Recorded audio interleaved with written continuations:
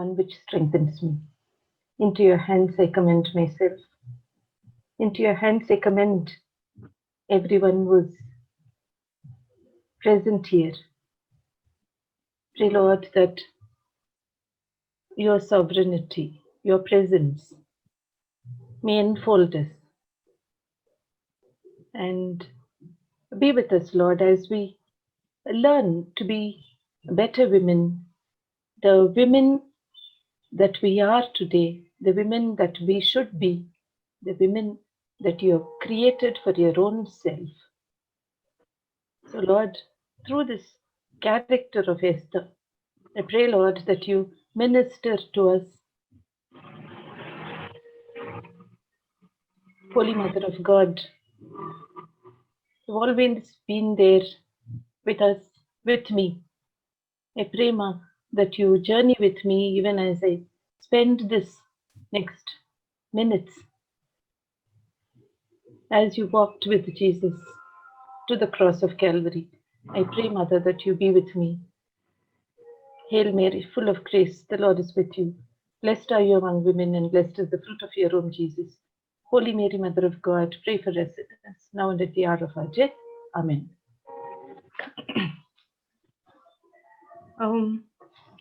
When Sheila asked me to share about the women in the Bible, very easily, at that point in time, only two names came to me.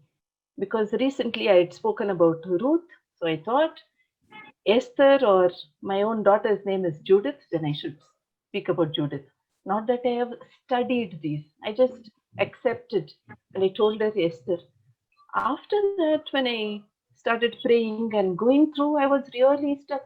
What am I going to speak about Esther? And how am I going to connect it with our lives? Then the Lord laid something in my heart. This pandemic, I've been at home since schools and colleges are closed. Beginning of the pandemic, when there was total lockdown in India, I was working still. All the days, every day the police used to catch me and ask me. Then I wrote a letter and signed my own letter. I would show that and I would go to work. So caught up I was with this, and I was during this pandemic, there were a lot of reflections going on in my mind, and one was, what am I doing? For the past now nearly 30 years, I've been working in the teaching line. At that point in time, during this pandemic, I was asking, what am I doing actually? Is it just a profession that I'm able to make a difference in the student's life? Is that enough? Let me share with you my reflections, and hopefully I can connect with you all to find out where are we at this point in our lives. And are we there where we should be, or are we there where we have put ourselves to be? This is one question we have to ask ourselves. Coming to the Book of Esther, let me read for you the gist of what is this story all about.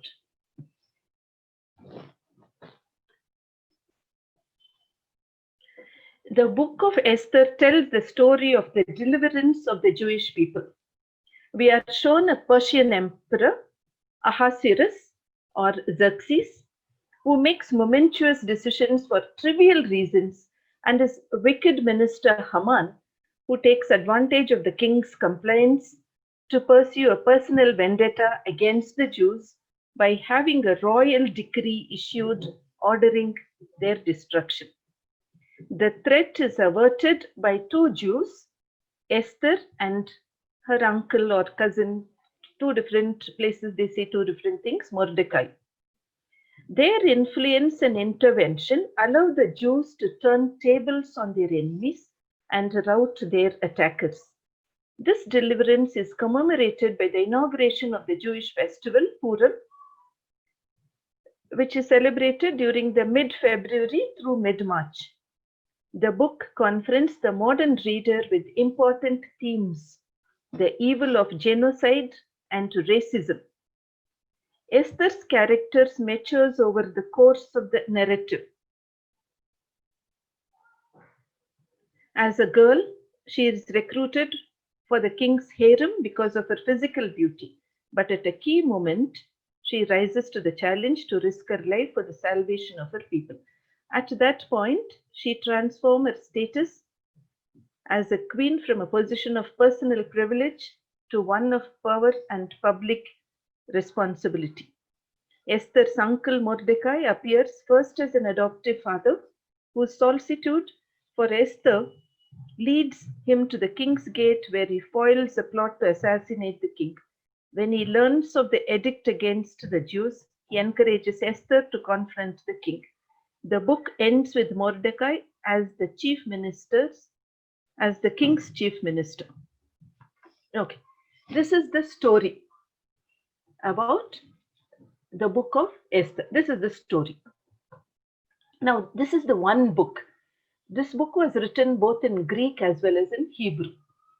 In the Hebrew version, there is not a single mention of the word God in this book. This is the only book, and this book and the Song of Songs, those are the only two books where the name God is not mentioned.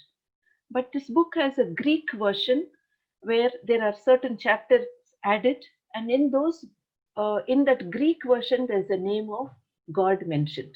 That is one point for learning.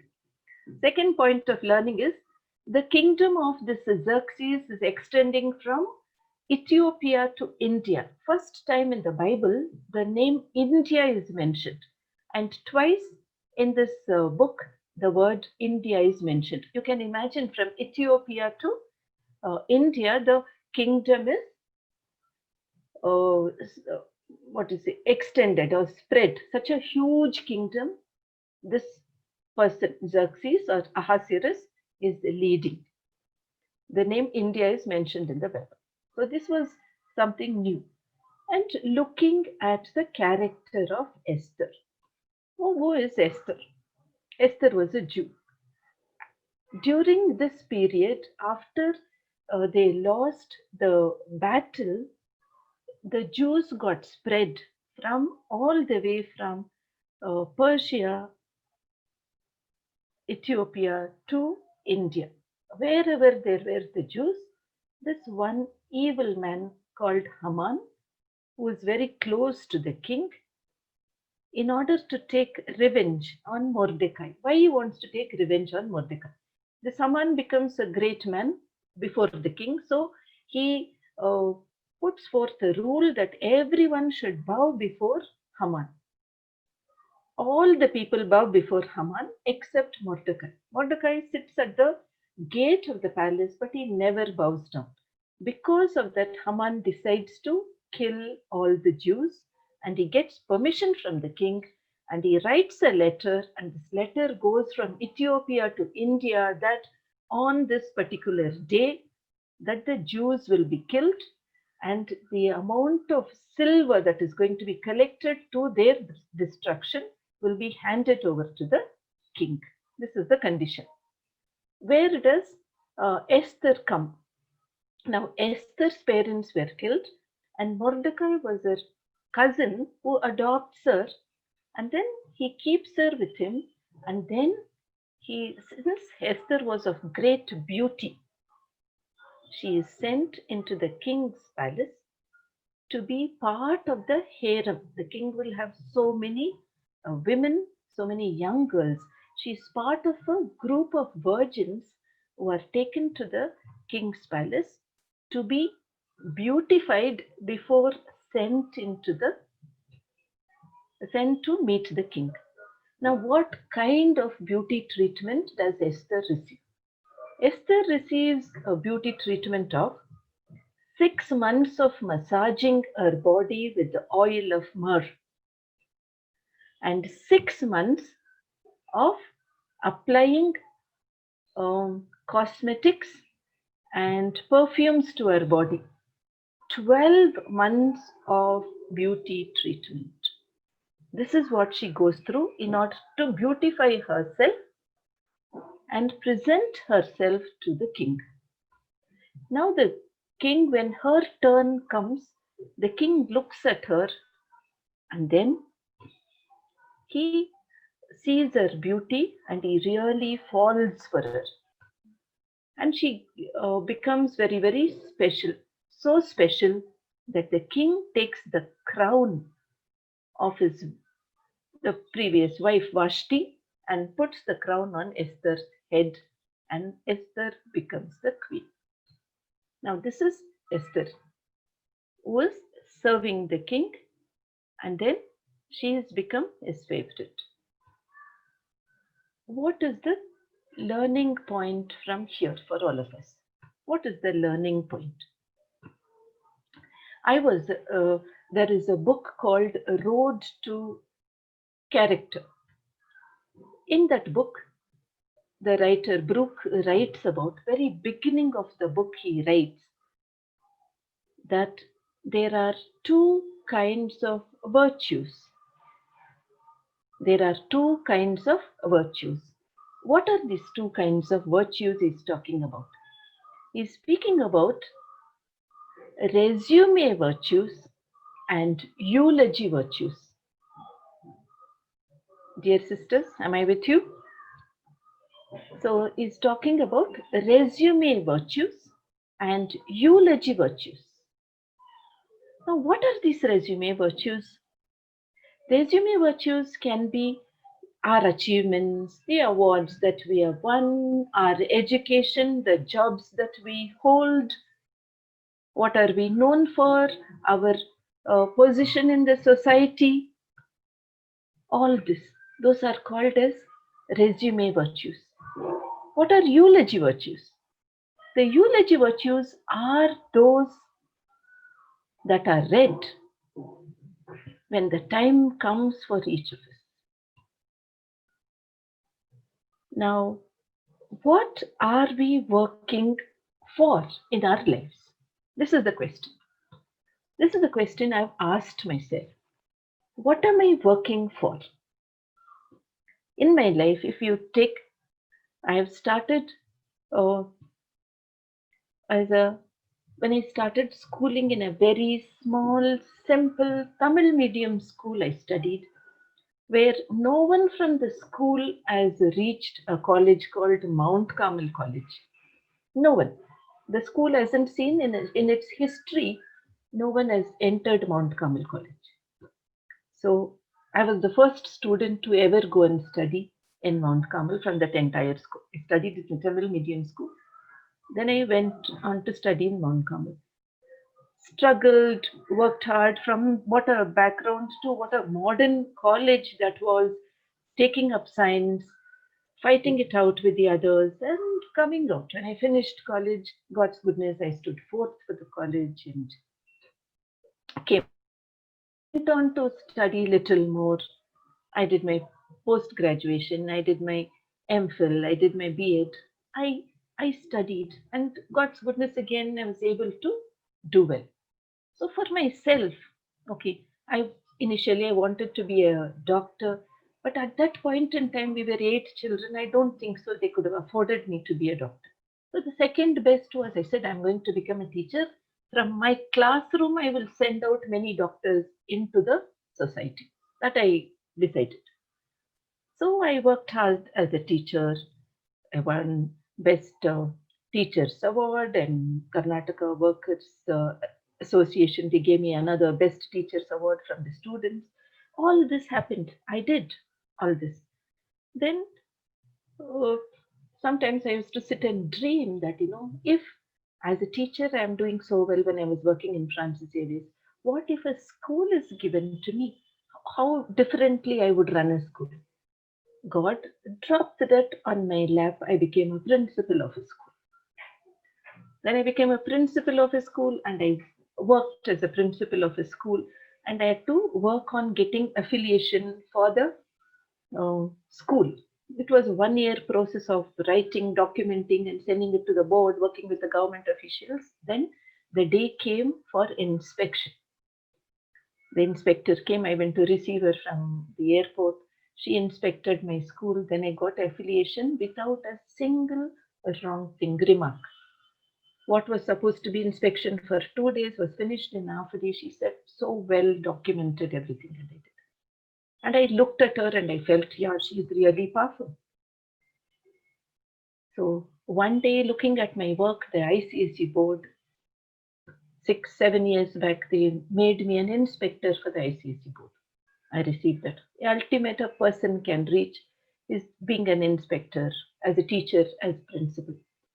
So what was I building my life on? My resume virtues. So all these are achievements, like, getting it there, but still, there was something that was missing.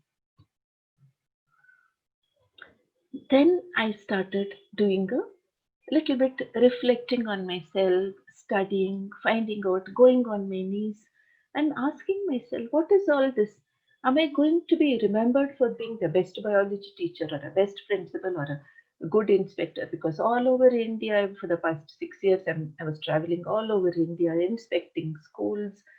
Like you feel when you're received from the airport with a garland and a bouquet, and then with band you're taken inside, and all these tamasha.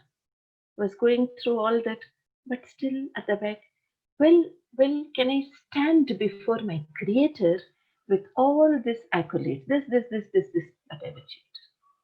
Should I be remembered for that? Then who am I then? What am I supposed to be? At the end of the day, you don't.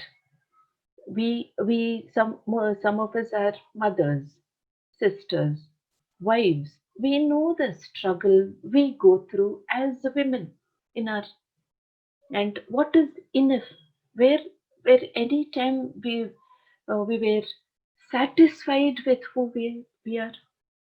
So much of uh, acceptance we need from our loved ones, so much appreciation we need, so much extra love we need to feel good about ourselves. Then I listened to this woman of God when she said, our hearts, our lives can never ever be satisfied. There will always be some of it missing, even if we have the best person we are married to. Still, still, we will never ever be satisfied. We will never ever be able to fulfill that void, that perfect in our lives.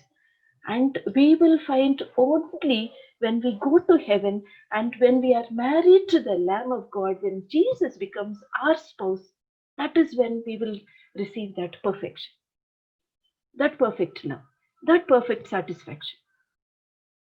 So this again made me to search, go deep into myself, find out who am I? Who am I?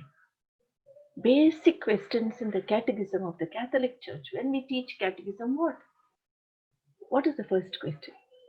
Who made you? God made me. Why did God made you?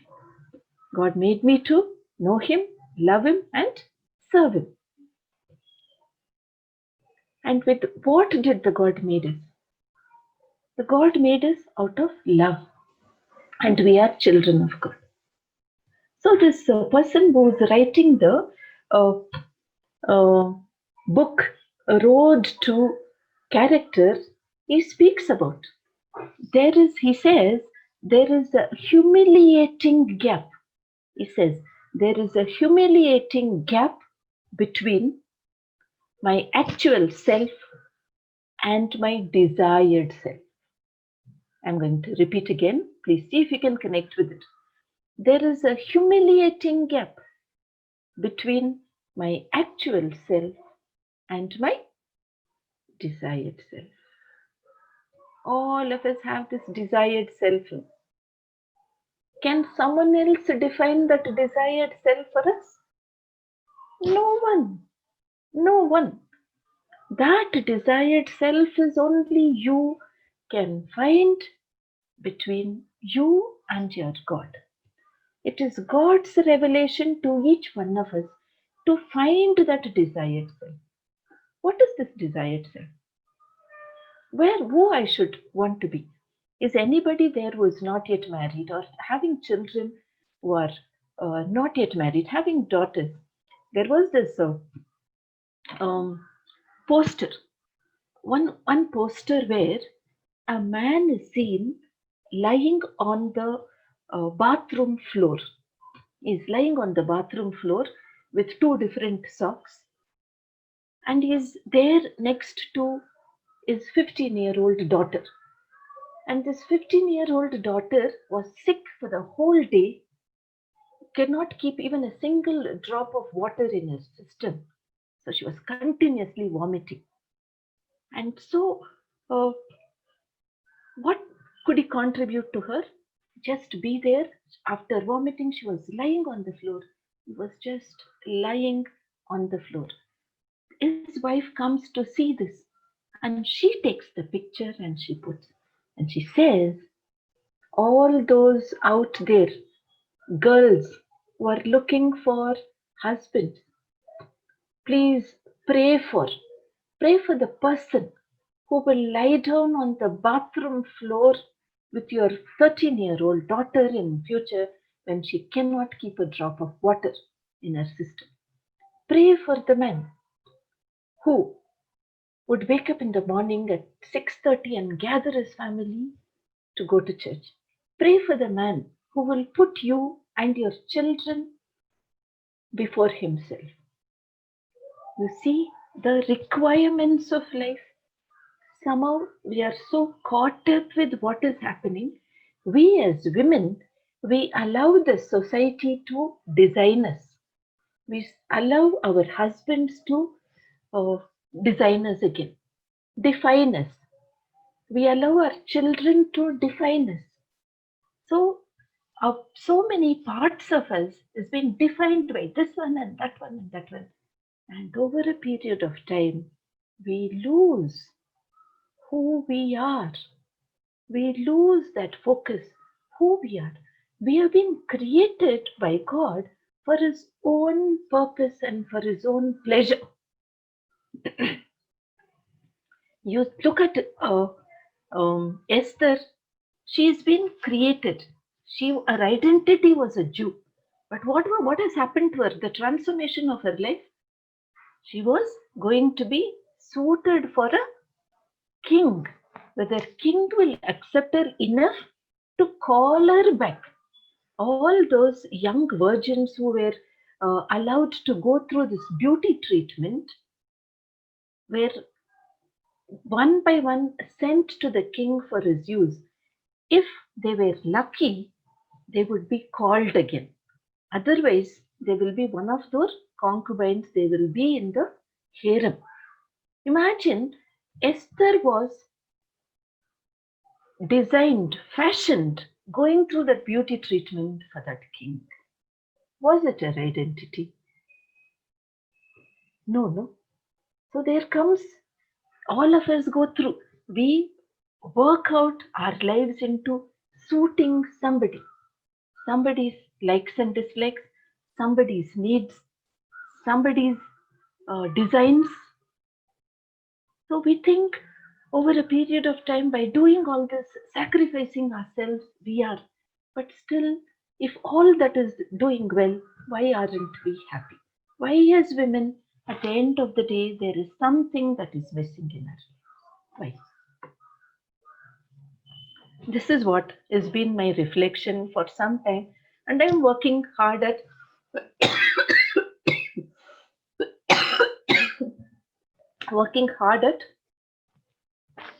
finding the answers and then redesigning, which took me to, I was actually asking my daughter if we have a sheet of graph sheet. If you take a and then put the number of years, there are 100 squares.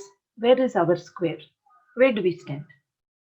If we are going to live for 100 years, that means I have passed my 50% of my life. If I'm going to live for 70 years, 75% of my life is over. I'm 55. So after 55, where am I?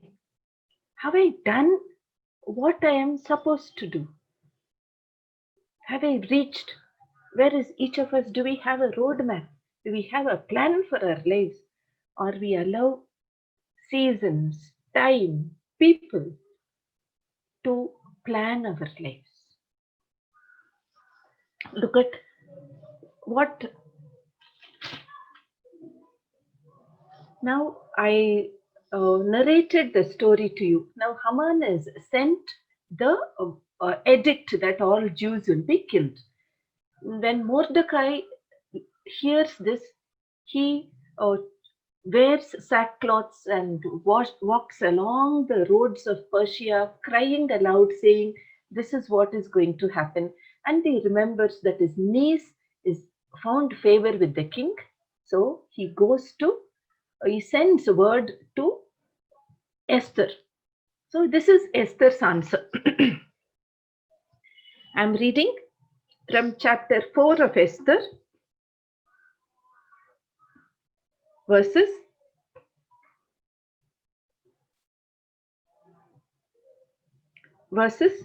11 onwards. I'm going to. Those servants have gone to Esther and told that Mordecai is saying that all the Jews will be killed and you have to intervene. This is what Esther says. All the servants of the king and the people of his provinces know that any man or woman who goes to the king in the inner court without being summoned is subject to the same law, that is death. Only if the king extends the golden scepter will such a person live. Now, as for me, I have not been summoned to the king for 30 days. This is her answer. The king has not called me. It is not my turn. It is not my turn to go and ask help, ask the king to spare us. My time has not yet come. So what is Mordecai's answer to this? Listen. When Esther's words were reported to Mordecai, he had this reply brought to her. Do not imagine that you are safe in the king's palace, you alone of all the Jews. Just see how loaded this sentence is. Do not imagine that you are safe in the king's palace. All of us have our own palaces, our own small little things that were built for ourselves, our homes, our careers, or whatever it is. The Lord says, don't imagine that you are safe there. You are not safe. Even if you remain silent, relief will and deliverance will come to the Jews from another source. But you and your father's house will perish. Who knows? Perhaps it was for a time like this that you became a queen. So, this is where Mordecai is reminding Esther of the purpose for her to be there. Nothing happens in our lives without a purpose. If there is no purpose, then there is no life. Look at Alice in Wonderland. Alice, when she loses her way, when she is caught by this Cheshire cat, and the cat asks, Alice, where do you want to go? At that point, Alice says, anywhere. She doesn't know. Then the cat says, then you take whichever route you want. Whichever route you want, you can take. You see, a life without purpose is no life at all.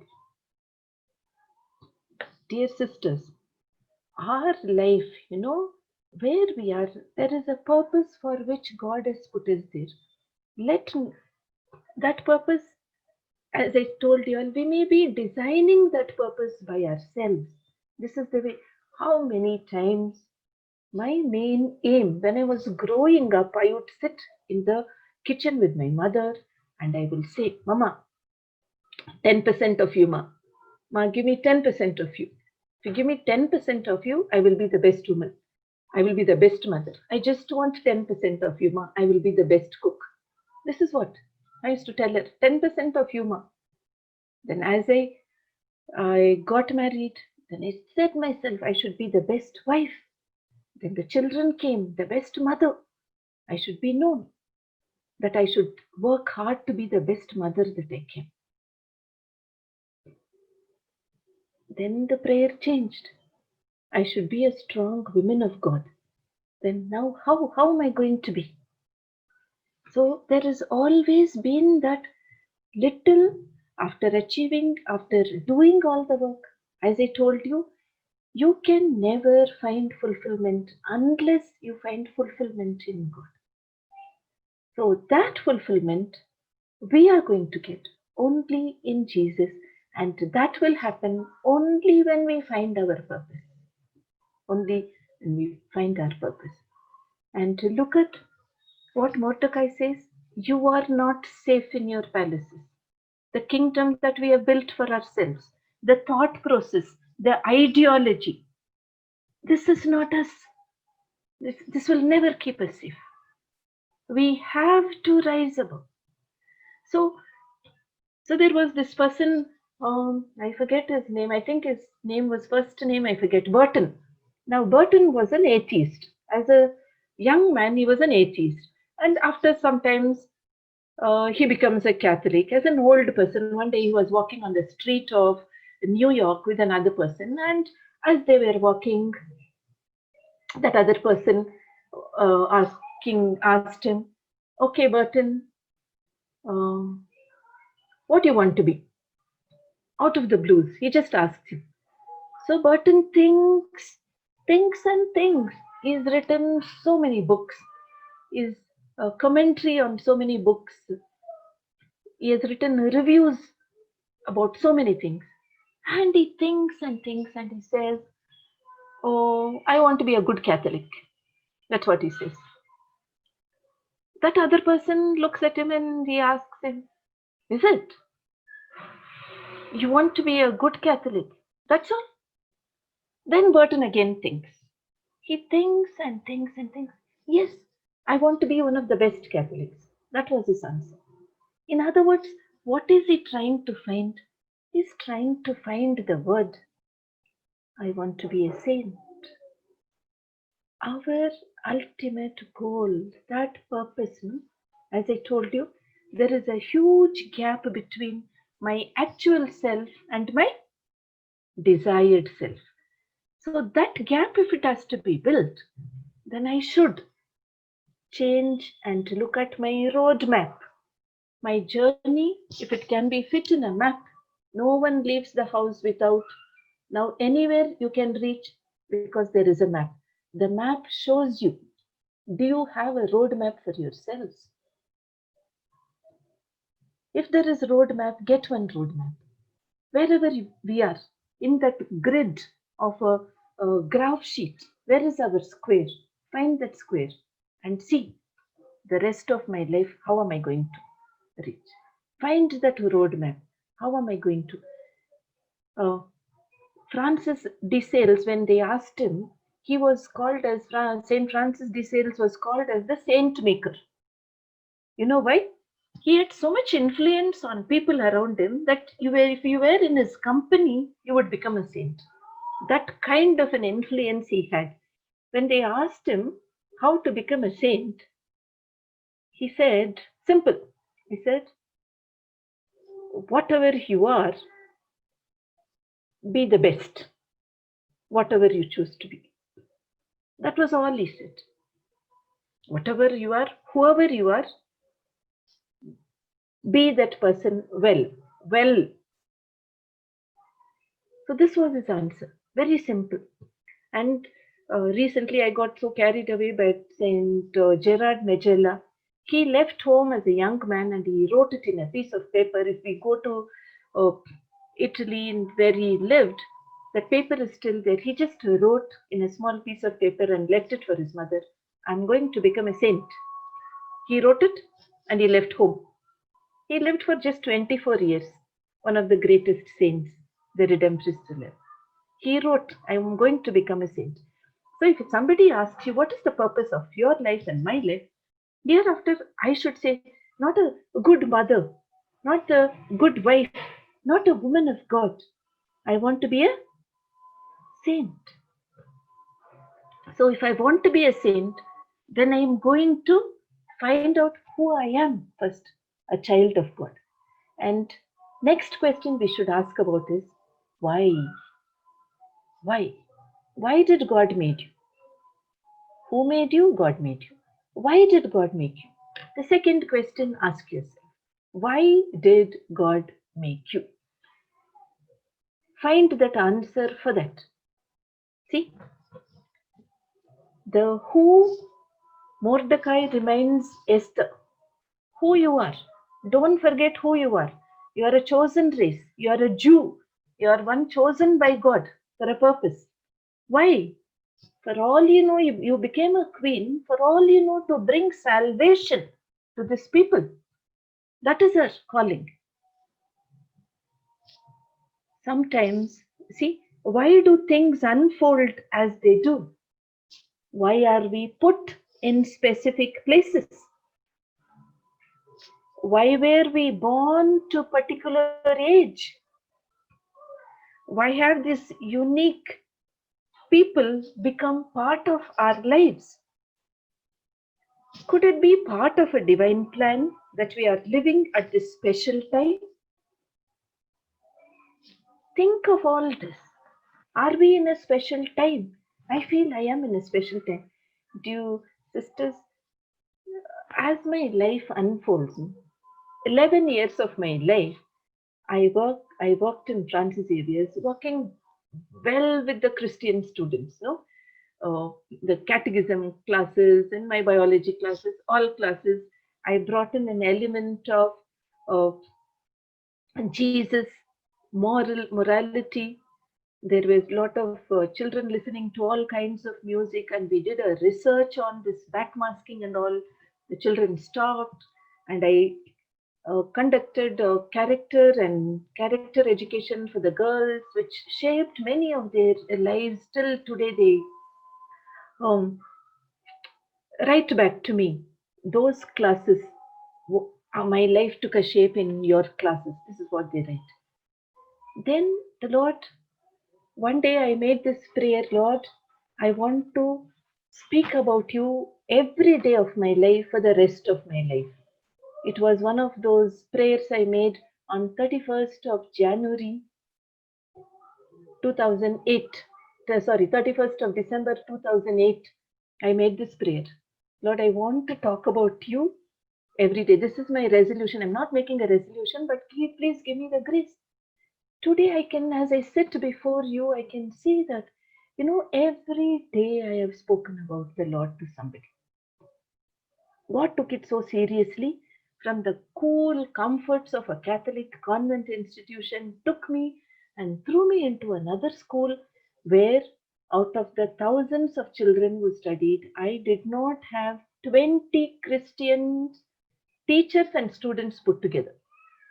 Totally, not even Muslims, totally non-Christians. Sai Baba management, that was the school, and I worked there. There were so many Hindu teachers who would come on a Friday fasting and prayer. There were 20-30 teachers who would come. Was able to work with those students, with those parents. Today, during this pandemic, when I thought I was preparing my retirement speech. This year, Anthony retired. So I was thinking another 3 years I will retire, and from the same school I'm working because I'm doing so well in that school. I become an inspector. I'm traveling to all these places. One day, never there is a comfort zone for a Christian. You're not just any bird, you're an eagle, and God will shake your nest. So my nest was shaken in the month of June. In the comforts of this time in my school, there was a small trigger in my life where I felt that I'm not fitting in there. Because 1 year ago, again, all these things are prayers. Lord, I'm working so much for this institution, a non Christian institution. The last phase of my life, should I go back to Christian institution? And again, God took this seriously. I was called to the bishop's house. The bishop called me and spoke to me. And the director of education in the bishop's house, again, he spoke to me. He said, come back here. So I've gone back to Germain's. It's a Christian college, Christian institution. But more than 85% are Muslims. So now I am working with the Islam students. I was in Francis Xavier, so many Christian students. I worked in a totally Hindu school. Now I've come back to a Christian institution where more than 85% students are Muslim. Today we had 2 days of PTM, yesterday and today. Spoke to each of them, spoke about God to those parents, so much of tears. Then I'm saying, okay, again, but still, will I look at it as my resume virtue or eulogy virtue? Ask yourself, what are we working for? Resume virtue or eulogy virtue? Maybe another day, another time. Is it time to close the meeting? Yeah. So maybe another time we will have a little more sharing in depth. We will go into and work on how are we going to do this. The who of me is we are learning, the why and the how we will work on. Okay. Thank you for listening. I really praise God. Hope I was able to connect with you all. Maybe some of your questions will help me to know. Thank you. God bless. Thank you, ma'am.